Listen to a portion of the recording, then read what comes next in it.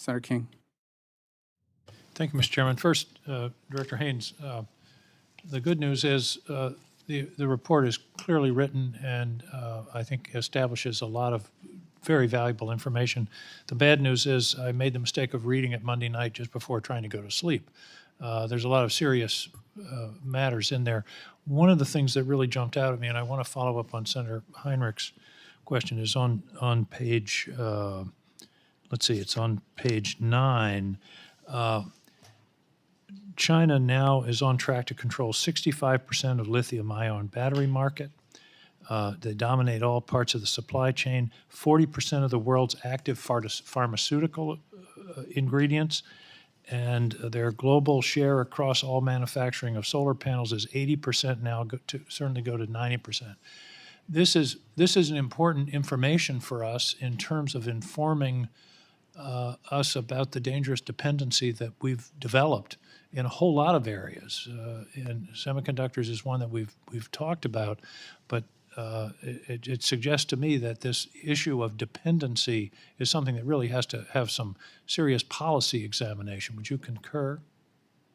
Yes, absolutely. I mean, I think one of the things that we're really trying to expose here is the fact that it's not just simply about China trying to create indigenous supply chains, but actually to control global supply chains. That seems to be a deliberate policy, does it not? Exactly. And that goes also about their actions in Africa and other South America, where they're trying to corner the market, if you will, on various commodities. And you can see it also, as you indicate, not only in their decisions about what they're purchasing and how they're managing it, but also the laws that they pass that give them the capability, for example, in rare earth elements, to actually turn the dial on their export and import policies so that they can actually create that pressure. You'd think that we'd learn from Europe's dependency on Russia and gas that this is a similar thing that we really need to address as a matter of policy.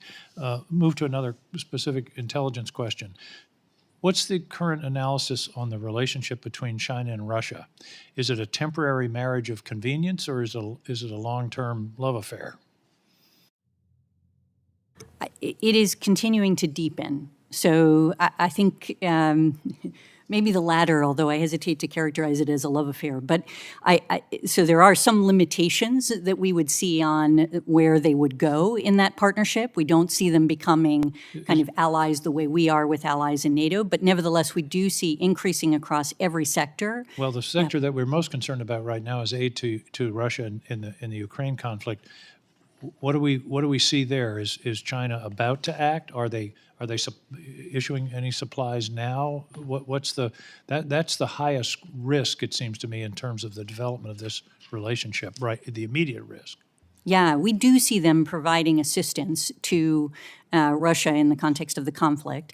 And we see them in a situation in which they become increasingly uncomfortable about the level of assistance and not looking to do it as publicly as might otherwise occur, and given the reputational costs associated with it. But I think that is a very real concern, and the degree of how close they get and how much assistance they're providing is something we watch very carefully, and we'd be happy to talk to you about that in closed session.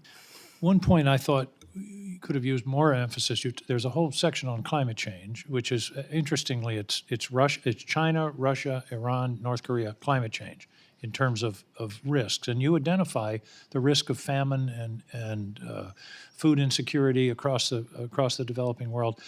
You mentioned migration 2 or 3 times, but that, it seems to me, is one of the most serious destabilization risks. The Syrian refugees upset European politics, 6 million. We're talking 100+ million. I hope that the intelligence community can provide some more detailed analysis of the migration risk, which I see as one of the real challenges of the next 10 or 15 years as it becomes uninhabitable in areas of North Africa and the Middle East. Could you comment on that?